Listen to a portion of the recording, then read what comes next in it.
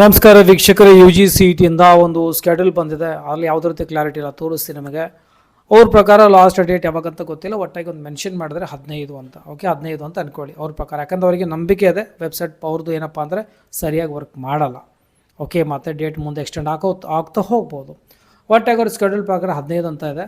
Mark allotment result 19 ಅಂತ ಇದೆ. Okay, so ಅದೇ ರೀತಿ ಅದನ್ನು ಗೊತ್ತೀನಿ 19. ಆಮೇಲೆ 19ನೇ ತಾರೀಕಿನಿಂದ ಅಂದರೆ 3 ದಿನ ಕೊಡ್ತಾರೆ. ಮಾರ್ಕ್ ಅಲಾಟ್ಮೆಂಟ್ ಬಂದಮೇಲೆ 3 ದಿನ 22ನೇ ತಾರೀಕುವರೆಗೂ ಎಡಿಟು, ಆ್ಯಡ್, ಡಿಲೀಟ್, ಆ ಪ್ರಾರಿಟಿಲಿ ಬದಲಾವಣೆ ಬೇಕಾದರೂ ಮಾಡ್ಕೊಳ್ಬೋದು. ಆಮೇಲೆ 25ನೇ ತಾರೀಕು ಅವ್ರ ಪ್ರಕಾರ ಏನಂತಂದರೆ ಫಲಿತಾಂಶ ಅಂತ ಇದೆ.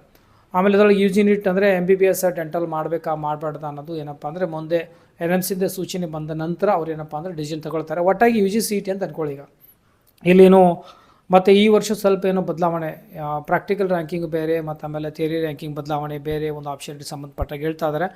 ಬಟ್ ಎನಿವೆ ಅದ್ರ ಬಗ್ಗೆಯೂ ಸಹ ಡಿಸ್ಕಸ್ ಮಾಡ್ತೇನೆ ನಂತರ. ಸೊ ಮತ್ತು ಫ್ರೆಶ್ ಯಾರು ರಿಜಿಸ್ಟ್ರೇಷನ್ ಮಾಡ್ತಾ ಇದ್ದಾರೋ ಅವ್ರಿಗೆ ಒಟ್ಟಾಗಿನೋ ಒಂದು ಅಪ್ಲಿಕೇಶನ್ ಕಂಪ್ಲೀಟ್ ಆಗ್ತಾ ಇಲ್ಲ. ಅದು ಪೇಮೆಂಟಲ್ಲೇ 2 ಸಲ ಪೇಮೆಂಟ್ ಕೇಳ್ತಾ ಇದೆ. ಓಕೆ, ಅಲ್ಲಿ ಯಾವುದೇ ರೀತಿ ಇಂಪ್ರೂವ್ಮೆಂಟ್ ಇಲ್ಲ. ಸೊ ಸಾಫ್ಟ್ವೇರ್ ರಿಲೇಟೆಡ್ ಹೇಳಬೇಕಂದ್ರೆ ಇಂಪ್ರೂವ್ಮೆಂಟ್ ಇಲ್ಲ. ಬೇರೆ ಕಡೆ ಅಲ್ಲಿ ಸ್ವಲ್ಪ ಬದಲಾವಣೆ ಆಗಿದೆ. ಹೆಲ್ಪ್ಲೈನ್ ಸೆಂಟರ್ ಸಂಬಂಧಪಟ್ಟಂಗೆ ನೋಡಿ, ಅವಾಗ 100 ಸಲ ಫೋನ್ ಮಾಡಿದಾಗ 1 ಸಲ ರಿಸೀವ್ ಆಗ್ತಿತ್ತು. ಈಗ ಸ್ವಲ್ಪ ಇಂಪ್ರೂವ್ಮೆಂಟ್ ಆಗಿದೆ. 100 ಸಲ ಫೋನ್ ಮಾಡಿದ್ರೆ 5 ಸಲ ರಿಸೀವ್ ಆಗುವಂಥ ಸಾಧ್ಯತೆ ಇದೆ. ಒಂದು 5 ಸಲ ರಿಸೀವ್ ಆಗ್ಬೋದು ಅಷ್ಟೇ. ಅದರಾಗ ಇನ್ನು ಇಂಪ್ರೂವ್ಮೆಂಟ್ ಆಗಬೇಕು. ಮುಂದೆ ಬರ್ತಾ ಸ್ಲೋಲಿ ಆಗ್ಬೋದೇನೋ. ಮತ್ತು ವೆಬ್ಸೈಟ್ ಸಂಬಂಧಪಟ್ಟಂಗಂತೂ ನಿಮ್ಗೆ ಆಲ್ಮೋಸ್ಟ್ ಒಂದು 20 ವರ್ಷ ಹಿಂದೆ ಹೋದಂಗೆ ಆಗುತ್ತೆ. ಆರ್ಕೂಟಾಗಿ ಹೆಂಗೆ ಯೂಸ್ ಮಾಡ್ತಿದ್ರಿ, ಈ ಯೂಟ್ಯೂಬ್ ಆಗಲಿ ಹಿಂಗೆ ಬಫರ್ ಆಗ್ತದೆ. ನೀವೇನು ಕ್ಲಿಕ್ ಮಾಡಿದ್ರೆ ಆ ಬಫರಿಂಗ್ನಾಗಾಗಿ ಲಾಗೌಟ್ ಆಗಿಬಿಡ್ತೈತೆ ಆಟೋಮೆಟಿಕ್ಲಿ. ಅದು ಆಕ್ಸೆಸ್ ಡೆನೆಡ್ ಅಂತ ಬರುತ್ತೆ ಆಪ್ಷನ್ ಸ್ಟಾರ್ಟ್ ಮಾಡೋಕತ್ರೆ. ಅಲ್ಲಿ ಏನೇನೂ ಇಂಪ್ರೂವ್ಮೆಂಟ್ ಇಲ್ಲ. ಒಟ್ಟಾಗಿ ಭಾಳ ಏನಂತಾರೆ ಓಲ್ಡ್ ಜನ್ರೇಷನ್ ಪೂರ ಒಂದು 20 ವರ್ಷ ಹಿಂದಿನ ಏನು ಯೂಸ್ ಮಾಡ್ತಿದ್ದು ಇಂಟರ್ನೆಟ ಅದೇ ರೀತಿ ಎಕ್ಸಾಕ್ಟ್ ಫೀಲ್ ಆಗ್ತದೆ ನೋಡಿರಿ ನಿಮಗೆ.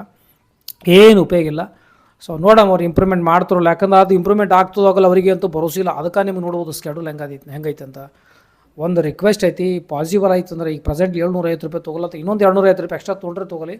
ಆ ಒಂದು ನಿಮ್ಮದು ಸರ್ವರ್ ಕರೆಕ್ಟ್ ಮಾಡಬೇಕು, ಟೆಕ್ನಿಕಲ್ ಟೀಮಿಗೆ ಚೇಂಜ್ ಮಾಡ್ಕೊರಿ. ಫಸ್ಟ್ ದ ವರ್ಸ್ಟ್ ಥಿಂಗ್ ಅನ್ನೋಕ್ಕೆ ಏನು ಗೊತ್ತರಿ, ಈ ಇಂಟರ್ನೆಟ್ ಇವ್ರದ್ದು ಸರ್ವರ್ ಪ್ರಾಬ್ಲಮ್. ಅವ್ರದ್ದು ಸಾಫ್ಟ್ವೇರ್ ಕರೆಕ್ಟ್ ಇತ್ತು, ಸರಳಾಗಿ ಹೋಯ್ತು ಅನ್ಕೋರಿ, ಒಟ್ಟು ಸಮಸ್ಯೆನೇ ಆಗೋಲ್ಲ. ರೈಟ್, ಏನೇನು ಸಮಸ್ಯೆ ಆಗೋಲ್ಲ. MCC ನೋಡಿರಿ, ಬೇರೆ ಸ್ಟೇಟ್ ನೋಡಿರಿ, ಸಮಸ್ಯೆ ಒಟ್ಟು ಆಗೋದಿಲ್ಲ. ಆ ಕಡೆ ಎಲ್ಲ ನಾವು ಆಪ್ಷನ್ ಎಂಟ್ರಿ ಮಾಡಿರ್ತೀವಿ. ಬಟ್ ಕೆಯ್ದು ಪರ್ಟಿಕ್ಯುಲರ್ ಬಂತು ಅನ್ಕೋರಿ, ಒಂದು ಅಪ್ಲಿಕೇಶನ್ ಹಾಕೋಕೆ ಗಂಟೆ ಮೇಲೆ ಆಗ್ತದೆ. ಯಾಕಂದ್ರೆ ಮುಂದಕ್ಕೆ ಹೋಗೋದೇ ಇಲ್ಲ ಅದು. ಇಷ್ಟೊಂದು ಯಾಕೆ ಅಂತೀನಿ, ಇಷ್ಟೊಂದು ಏನಪ್ಪ ಅಂದರೆ ನೀವೇನು ಟೆಂಡರ್ ಏನು ಅವು ಟೆಕ್ನಿಕಲಿ ಸ್ಟ್ರಾಂಗ್ ಇಲ್ಲಾರ್ದವ್ರಿಗೆ ಕೊಡ್ತಿರೋ, ಅಥವಾ ನಿಮ್ದು ಅಂತಪರಿ ಸರ್ವರ್ ಅಂತಪರಿ ಬ್ಯಾಂಡ್ ಬಿಡ್ತಲೋ, ಅದ್ರ ಕಡೆ ಸ್ವಲ್ಪ ಇಂಪ್ರೂವ್ಮೆಂಟ್ ಮಾಡೋಕ್ಕೋ ಗಮನ ಹರಿಸಿದ್ರು ಉತ್ತಮ ಅನ್ಕೋ. ಆವಾಗ ಅನ್ಬೋದು ನಾವು, ಇದು ಇಂಪ್ರೂವ್ಮೆಂಟ್ ಆಗ್ಯದ ಬರೀ ರೌಂಡ್ ಕೇಳಕತ್ತೀವಿ ನಾ. ಇಲ್ಲೇ ಈ ಒಂದು ಸಾಫ್ಟ್ವೇರ್ ರಿಲೇಟೆಡ್ ನೆಟ್ಟಿಗೆ ಮಾಡೋಕೆ ರೆಡಿ ಇಲ್ಲ. ನೀವು ಯಾವಾಗ ಮಾಡ್ತಿರೋ ಏನೋ. ಒಟ್ಟಾಗಿ ಬಂದದ್ದು ಅಪ್ಡೇಟ್ ಹೇಳ್ತೀನಿ ಡಿಯರ್ ಸ್ಟೂಡೆಂಟ್ಸ್, ಫಾಲೋ ಮಾಡ್ಕೋರಿ. ನೋಡಮ್ಮ ಅವ್ರು ಏನೇನು ಮಾಡ್ತಾರೆ.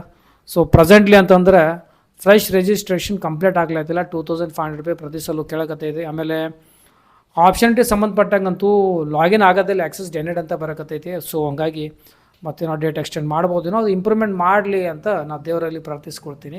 ಸೊ ಅವ್ರಿಗೂ ರಿಕ್ವೆಸ್ಟ್ ಅದ, ಸಾಧ್ಯ ಆದರೂ ಮಾಡ್ಕೊರಿ. ಓಕೆ, ಸೊ ವಿಡಿಯೋದಲ್ಲಿ ಇಷ್ಟೇ. ಇದರದ್ದು ಅಪ್ಡೇಟ್ ನೀಡ್ತಾ ಇರ್ತೀನಿ. ಮತ್ತಷ್ಟು ನಮ್ಮ ವಿಡಿಯೋದಲ್ಲಿ. ಟೇಕ್ ಕೇರ್, ಬಾಯ್.